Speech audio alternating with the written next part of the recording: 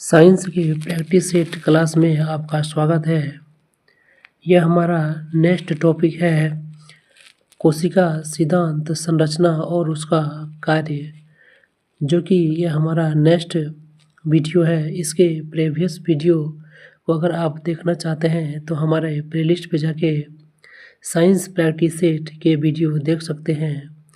अगर आप हमारे चैनल पर नए हैं तो हमारा चैनल पर साइंस और जीके की प्रैक्टिस सेट जो है उपलब्ध है, तो हमारे चैनल के प्लेलिस्ट में जाके आप देख सकते हैं।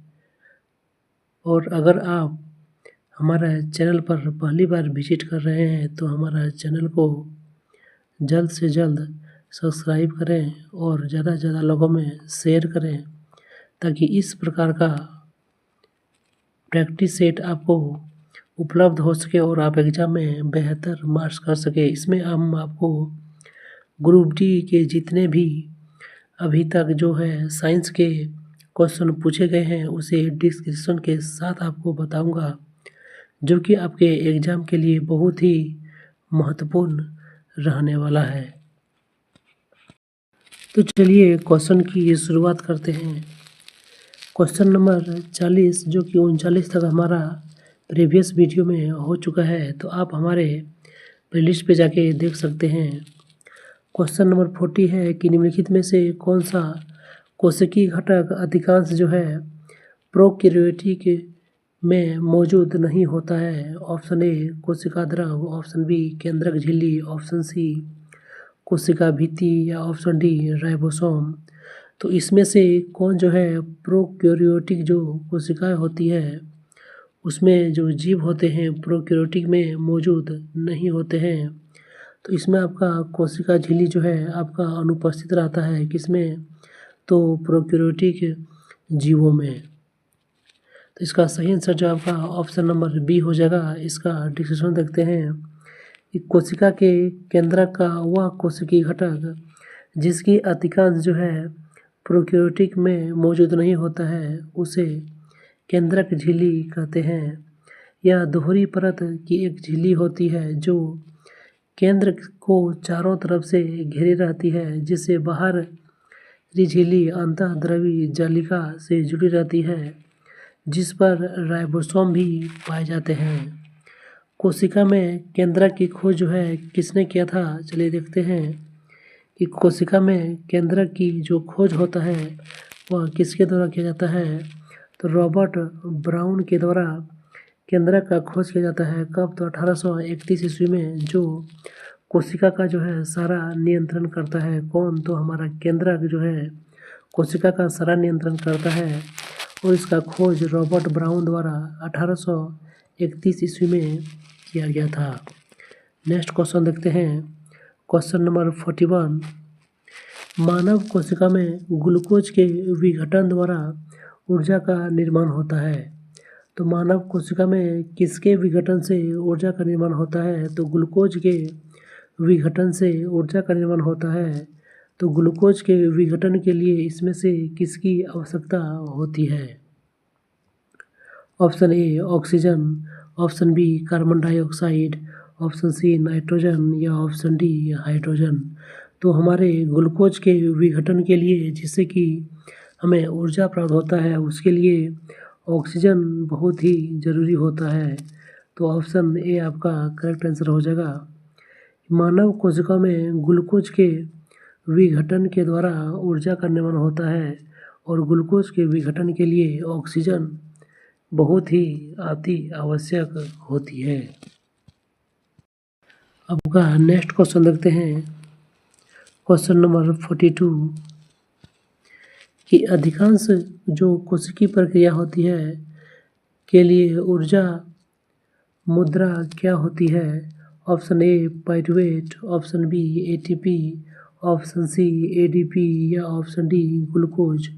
तो जो अधिकांश जो है कोशिकीय प्रक्रियाओं के लिए जो ऊर्जा होती है वह किस रूप में होता है? तो वह हमारा एटीपी के रूप में होता है, जो कि ऑप्शन नंबर बी आपका करेक्ट हो जाएगा। एटीपी रूप में होता है, और एटीपी का आपका फुल फॉर्म होता है एडिनोसिन ट्राइफॉस्फेट, यह ऊर्जा अधिकांश जो है कोशिकीय प्रक्रियाओं के लिए यह ऊर्जा का रूप होता है एटीपी।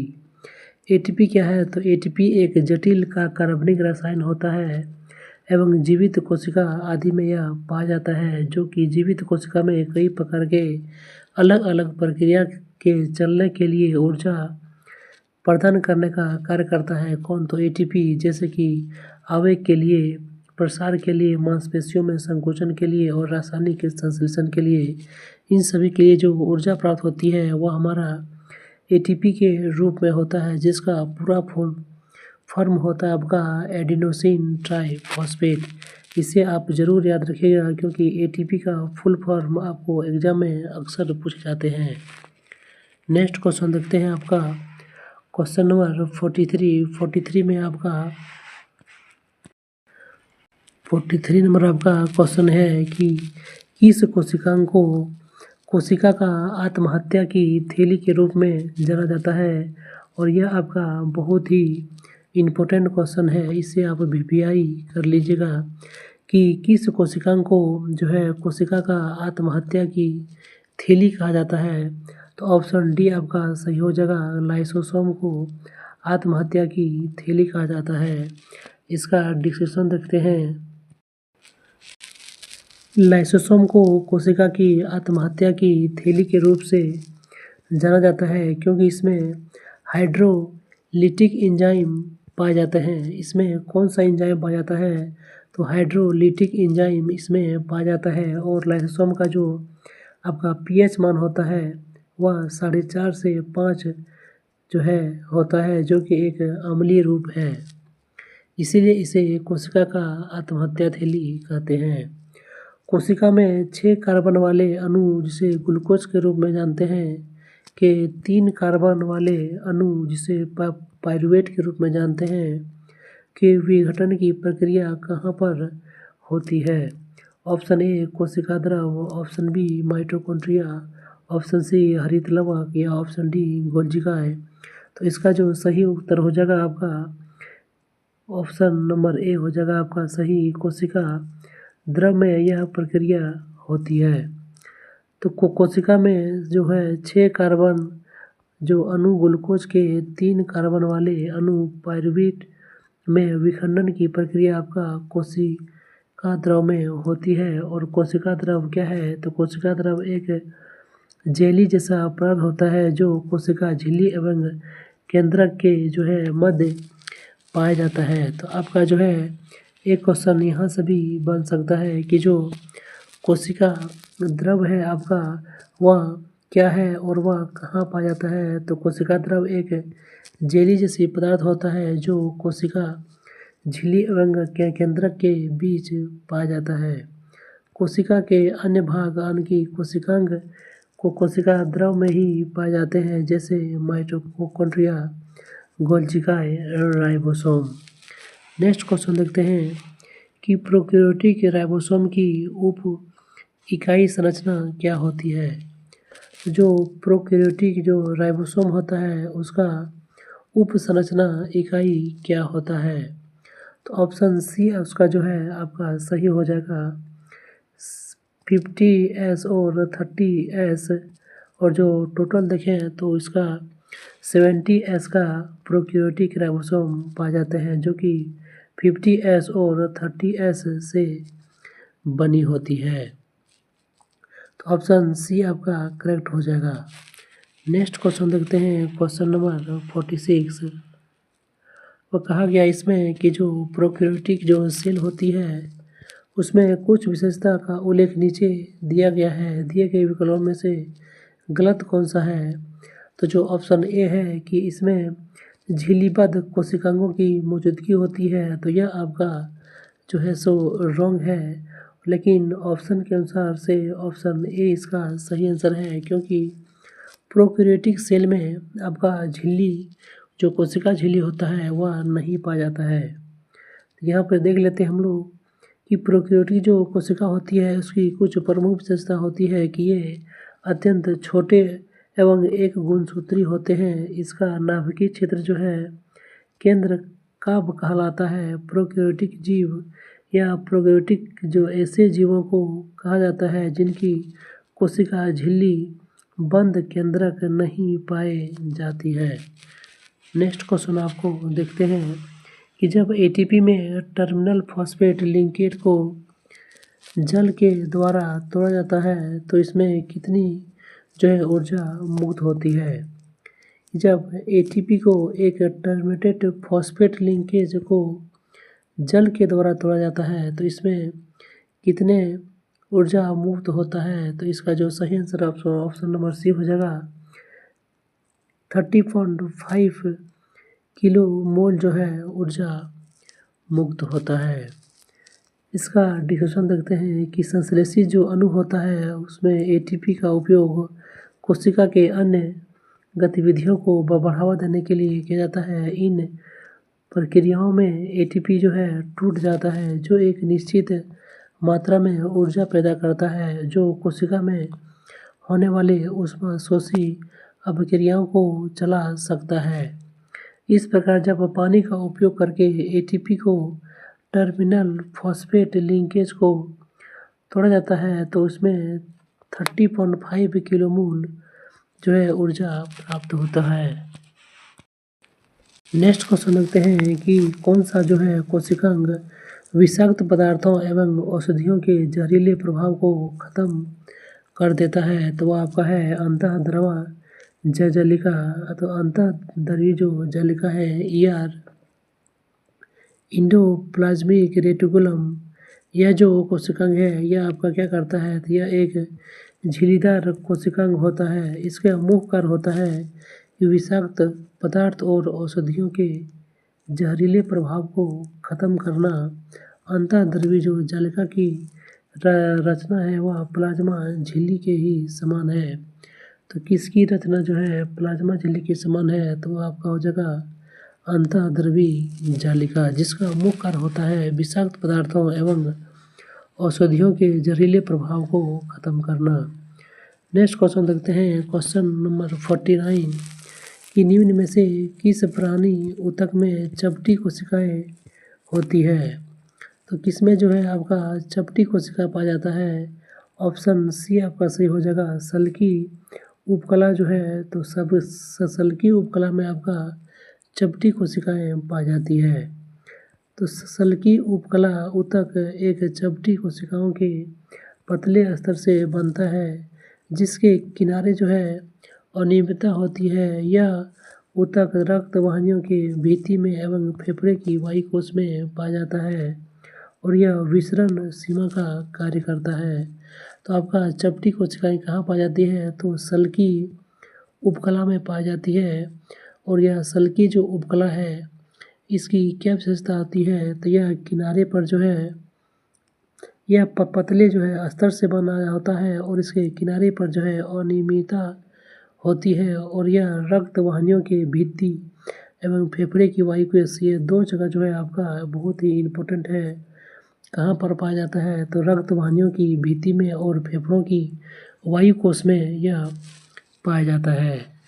नेक्स्ट क्वेश्चन देखते हैं कि निम्नलिखित में से कौन सा कथन आपका गलत है कि किण्वन की प्रक्रिया के द्वारा ऑक्सीजन आवश्यक नहीं होता है। ऑप्शन बी श्वसन के प्रथम चरण में पायरुविक अम्ल का निर्माण होता है, या ऑप्शन सी श्वसन के प्रथम चरण में ग्लूकोज का विघटन होता है, या ऑप्शन डी माइटोकॉन्ड्रिया में ऑक्सीजन की सहायता से एसिटिक अम्ल का विघटन होता है। तो यह आपका ऑप्शन नंबर ए आपका सही है कि जो किण्वन की प्रक्रिया होती है इसमें ऑक्सीजन की आवश्यकता नहीं होती है। वहीं ऑप्शन बी देखें तो ऑप्शन बी भी आपका सही है कि श्वसन के प्रथम चरण में ही पायरुविक अम्ल का निर्माण होता है। ऑप्शन सी भी आपका सही है कि श्वसन के प्रथम चरण में जो है ग्लूकोज का विघटन होता है। और ऑप्शन डी जो है आपका गलत हो जाएगा क्योंकि माइटोकॉन्ड्रिया में ऑक्सीजन की सहायता से एसिटिक अम्ल का विघटन नहीं, यहाँ भी आपका किसका विघटन होता है, तो यहाँ आपका पायरुवेट जो है पायरुवेट का विघटन होता है।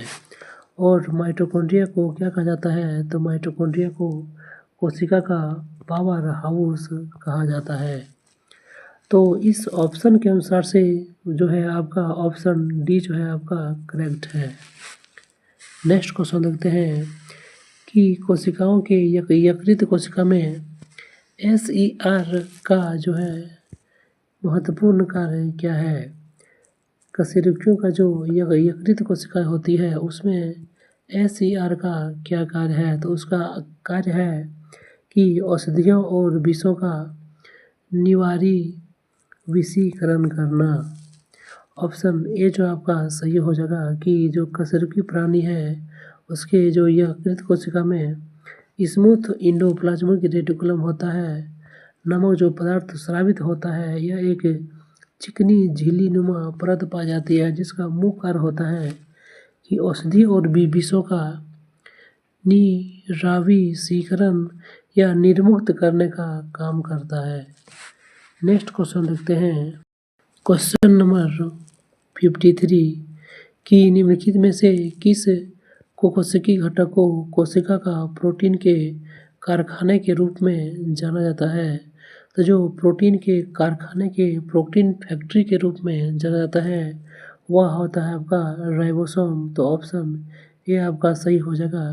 तो राइबोसोम को प्रोटीन की फैक्ट्री कहा जाता है। तो देखते हैं कि राइबोसोम को कोशिका के प्रोटीन के कारखाने के रूप में जाना जाता है। राइबोसोम RNA और प्रोटीन दोनों से बनी होती है, एक अंतर कोशिकीय संरचना है और यह कोशिका में प्रोटीन का संश्लेषण का स्थान है। कौन? तो राइबोसोम। और यह किस चीज़ से बना होता है? तो जो राइबोसोम होता है यह आपका RNA और जो है प्रोटीन की बनी होती है। इसे आप ज़रूर याद रखिएगा। नेक्स्ट क्वेश्चन देखते हैं क्वेश्चन नंबर 54 कि निम्नलिखित में से किसे कोशिका का पावर हाउस कहा जाता है। तो कोशिका का पावर हाउस किसे कहा जाता है? तो ऑप्शन नंबर ए आपका सही हो जाएगा कि माइटोकॉन्ड्रिया को कोशिका का पावर हाउस कहा जाता है। सभी रासायनिक क्रियाओं को करने के लिए माइटोकॉन्ड्रिया जो है ATP के रूप में एक ऊर्जा प्रदान करती है, इसीलिए इन्हें कोशिका का बिजली घर यानी पावर हाउस भी कहते हैं। और इसका खोज जो है 1857 ईस्वी में अल्बर्ट वान कोलिबर ने किया था। नेक्स्ट क्वेश्चन देखते हैं क्वेश्चन नंबर 53 कि यूकेरियोटिक कोशिकाओं में निम्नलिखित में से किस कोशिकाओं को आत्मघाती थैली कहा जाता है। तो ऑप्शन डी जो है हम जानते हैं, पहले ही डिस्कशन हम देख चुके हैं कि जो लाइसोसोम को क्या कहा जाता है, तो आत्मघाती थैली कहा जाता है क्योंकि इसमें हाइड्रोलाइटिक एंजाइम पाए जाते हैं। इसका डिस्कशन देखते हैं कि यह जो लाइसोसोम क्या होता है। तो लाइसोसोम एक झिल्ली अबंध कोशिकांग होता है जिसमें प्रचुर मात्रा में क्या पाया जाता है, तो एक अम्लीय हाइड्रोलाइटिक एंजाइम पाए जाते हैं जो सभी प्रकार के जैविक बहुलक यानी कार्बोहाइड्रेट, प्रोटीन, लिपिड और न्यूक्लिक अम्लों का पाचन करता है। यह प्रोकैरियोटिक कोशिका एवं परिपक्व RBC को छोड़कर अन्य सभी कोशिकाओं में पाया जाता है। कौन? तो लाइसोसोम। जबकि दो जगह नहीं पाया जाता है, वह आपका है प्रोकैरियोटिक कोशिका और परिपक्व RBC, ये दो जगह नहीं पाया जाता है। अंतःद्रव्य जालिका के द्वारा लाइसोसोम के एंजाइम का निर्माण किया जाता है। किसके द्वारा? तो अंतःद्रव्य जालिका के द्वारा लाइसोसोम के एंजाइम का निर्माण किया जाता है तथा चारों ओर की झिल्ली का निर्माण गोल्जिकाए के द्वारा किया जाता है। कोशिका के क्षतिग्रस्त या मृत हो जाने पर लाइसोसोम फट जाते हैं और मुक्त एंजाइम अपनी ही कोशिका को पचा देते हैं और इस कारण ही इसे लाइसोसोम को कोशिका का आत्मघाती थैली कहते हैं। नेक्स्ट क्वेश्चन देखते हैं क्वेश्चन नंबर 56 कि निम्नलिखित में से किस कोशिकाओं को कोशिका की आत्मघाती थैली के रूप में जानते हैं। तो ऊपर वाले प्रश्न में हम देख चुके हैं कि जो लाइसोसोम होता है, लाइसोसोम को ही आत्मघाती थैली कहा जाता है किसका? तो कोशिका का। इसका डिस्कशन कुछ देख लेते हैं कि लाइसोसोम को कोशिका की आत्मघाती थैली या आत्महत्या की थैली भी कहा जाता है, क्योंकि इसमें हाइड्रोलाइटिक एंजाइम जमा होते हैं और इन एंजाइम का उपयोग कोशिका में जटिल अणुओं को पचाने के लिए किया जाता है। लाइसोसोम न्यूक्लिक एसिड, पॉलीसेकेराइड वसा और प्रोटीन को पाचन में सक्षम है। उनके साथ साथ लाइसोसोम भी अपने स्वयं के एंजाइम द्वारा अपनी स्वयं की कोशिका को पचाते हैं या क्षति पहुंचाते हैं, जिसके कारण कोशिका की मृत्यु हो जाती है और इस प्रक्रिया को ही ऑटोलिसिस कहा जाता है। नेक्स्ट क्वेश्चन देखते हैं कि स्लाइडेन एवं स्वान द्वारा दिया गया कोशिकीय सिद्धांत निम्नलिखित में से किस जीव पर लागू नहीं होता है? यह बहुत ही इम्पोर्टेंट क्वेश्चन है, इसे आप ज़रूर याद रखिएगा कि जो कोशिका सिद्धांत दिया गया था किसके द्वारा? तो स्लाइडेन एंड स्वान के द्वारा कोशिका का सिद्धांत जो दिया गया था वह कौन सा जीव पर लागू नहीं होता है? तो वह आपका ऑप्शन नंबर सी, विषाणु जिसे हम लोग वायरस कहते हैं, इस पर कोशिका सिद्धांत लागू नहीं होता है। बाकी सभी जीवों पर कोशिका सिद्धांत लागू होते हैं। नेक्स्ट क्वेश्चन देखते हैं कि रॉबर्ट हुक द्वारा कोशिका की खोज किस प्रकार किया गया था? तो जो रॉबर्ट हुक है इसके द्वारा कोशिका की खोज किस प्रकार किया गया था? तो ऑप्शन डी आपका सही हो जाएगा कि कॉर्क का निरीक्षण करते हुए इसने कोशिका का खोज किया था। तो कोशिका की जो खोज है वह सर्वप्रथम रॉबर्ट हुक के द्वारा 1665 ईस्वी में किया गया था। इन्होंने कॉर्क के स्लाइस का सामान्य आवर्धिक यंत्र की सहायता से अध्ययन किया। तो कॉर्क के पेड़ की जो छाल है यह एक भाग होता है। इन्होंने कॉर्क की पतली स्लाइस ली और उसका सूक्ष्मदर्शी के सहायता से अध्ययन किया। उन्होंने कॉर्क की स्लाइस में अनेक कोषयुक्त एवं विभाजित बक्से देखे और जो यह बक्से थे मधुमक्खी के छत्त के समान दिखाई दे रहे थे। किसके समान दिखाई देते थे? यह जो विभाजित बक्से थे वह मधुमक्खी की छत्त के समान दिखाई दे रहे थे। नेक्स्ट क्वेश्चन देखते हैं कि कोशिका की खोज किसने की थी? तो ऊपर वाले प्रश्न में हम लोग देख चुके हैं कि जो कोशिका की खोज है वह रॉबर्ट हुक के द्वारा किया गया था। कब? तो 1665 ईस्वी में सर्वप्रथम रॉबर्ट हुक ने कोशिका की खोज किया था। नेक्स्ट क्वेश्चन देखते हैं कि केंद्रक और कोशिका झिल्ली के बीच जो जेली पदार्थ मौजूद होता है उसे क्या कहते हैं? तो जो केंद्रक और कोशिका झिल्ली होती है उसके बीच जो जेली नुमा पदार्थ होता है उसको हम लोग कोशिका द्रव्य के नाम से जानते हैं। तो ऑप्शन बी आपका सही हो जाएगा। और इसी कोशिका द्रव्य में आपका हमारे ऊर्जा बनने के जो पायरुविक जो अम्ल होता है उसका निर्माण यहीं पे होता है, कोशिका द्रव में ही। नेक्स्ट क्वेश्चन देखते हैं कि कोशिका जीवों की मूलभूत संरचनात्मक और कार्यात्मक इकाई होता है। तो किसी भी जीव का मूलभूत आधारभूत संरचनात्मक और कार्यात्मक इकाई कौन सा होता है? तो वह आपका कोशिका होता है और यह विशिष्ट पारगम्य कला से घिरी रहता है। प्रायः स्वजनन की क्षमता होती है। कोशिका की संरचना कोशिका झिल्ली, कोशिका द्रव, केंद्रक से मिलकर बने होते हैं, जिन्हें कुल मिलाकर कोशिकांग कहते हैं। और कोशिका द्रव जो होता है साइटोप्लाज्म एक जेलीनुमा पदार्थ होता है जो कोशिका झिल्ली और केंद्रक के बीच पाया जाता है। कोशिका द्रव में अनेक कार्बनिक और अकार्बनिक पदार्थ पाए जाते हैं। कोशिका के अन्य संगठन अथवा कोशिकांग कोशिका द्रव में ही पाए जाते हैं। अधिकांश जो संगठन है यह आपका कोशिका द्रव और केंद्रक में पाए जाते हैं।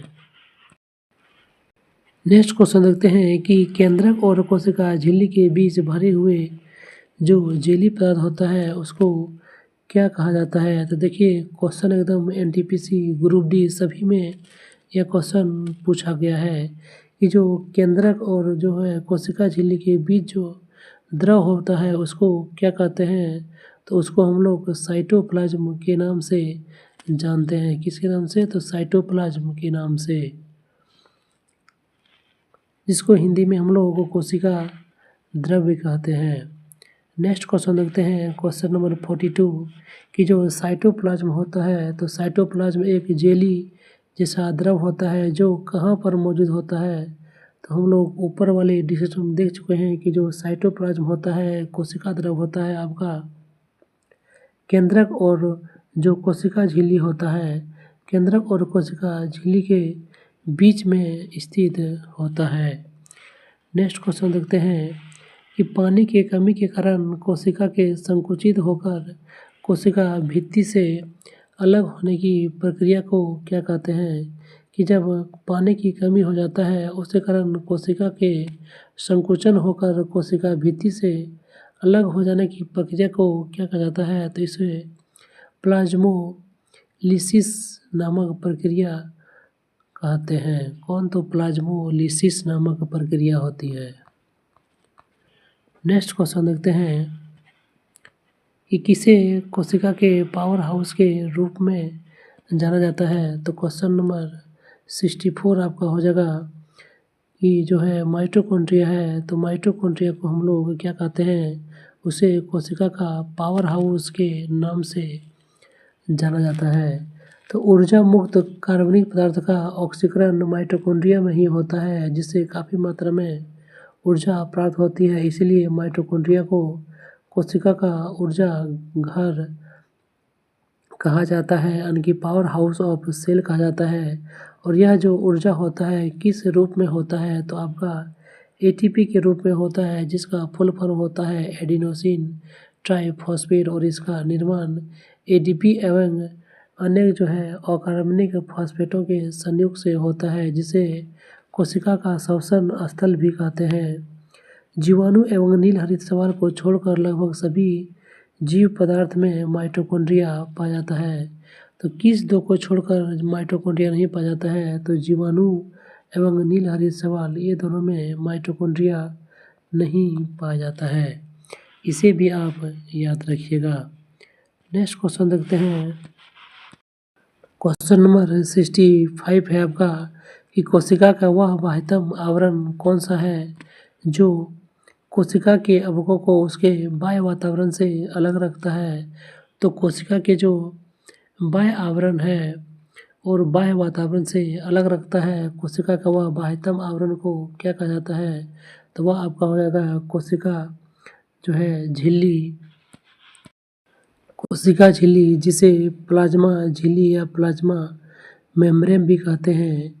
तीनों जो है एक ही नाम है। तो प्लाज्मा झिल्ली वह होता है जो बाह्यतम आवरण होता है किसी भी कोशिका का जो कोशिका के अवयव को उसके बाहरी वातावरण से अलग रखता है और परमिशन के साथ ही पदार्थों को अंदर या बाहर जाने देता है।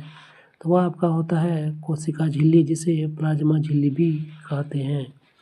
नेक्स्ट क्वेश्चन देखते हैं कि कोशिका के सबसे बाहर चारों ओर एक बहुत ही पतली मुलायम और लचीली झिल्ली होती है जो कोशिका झिल्ली जिसे प्लाज्मा मेम्ब्रेन कहते हैं या प्लाज्मा झिल्ली कहते हैं। यह झिल्ली जीवित एवं अर्धपारगम होती है। यह झिल्ली कैसा होता है? तो जीवित होता है और अर्धपारगम होता है। यह कोशिका के अवयवों को उसके बाह्य वातावरण से अलग रखता है। जो कोशिका झिल्ली होती है वह किस चीज़ का बना रहता है? तो वह लिपिड और प्रोटीन का बना होता है। यह भिन्न भिन्न प्रकार के अणुओं को बाहर निकलने एवं अंदर जाने की प्रक्रिया का जो है यह नियंत्रण करता है। आपका कौन? तो वह करता है कोशिका झिल्ली। नेक्स्ट देखते हैं कि जो इक्वेटोरियन प्लेट पर कोशिका के केंद्रक में गुणसूत्रों का जो है संरेखन माइटोसिस के किस चरण का निर्माण करता है? तो जो इक्वेटोरियन प्लेट पर कोशिका के केंद्र में गुणसूत्रों का जो संरेखन है यह आपका मेटाफेज चरण का गठन करता है। तो ऑप्शन सी आपका सही हो जाएगा। नेक्स्ट क्वेश्चन देखते हैं कि स्वतंत्र अवस्थी के सक्षम जो जीव हैं सबसे छोटी इकाई क्या होता है। तो हम अभी देख चुके हैं कि जो किसी भी सूक्ष्मतम जीव है इसकी सबसे छोटी इकाई की बात करें तो ये आपका कोशिका अंग की सेल होता है। तो ऑप्शन ए आपका सही आंसर हो जाएगा। तो स्वतंत्र अवस्थिति में जो है सक्षम जीव है इसकी सबसे छोटी इकाई आपका कोशिका होती है।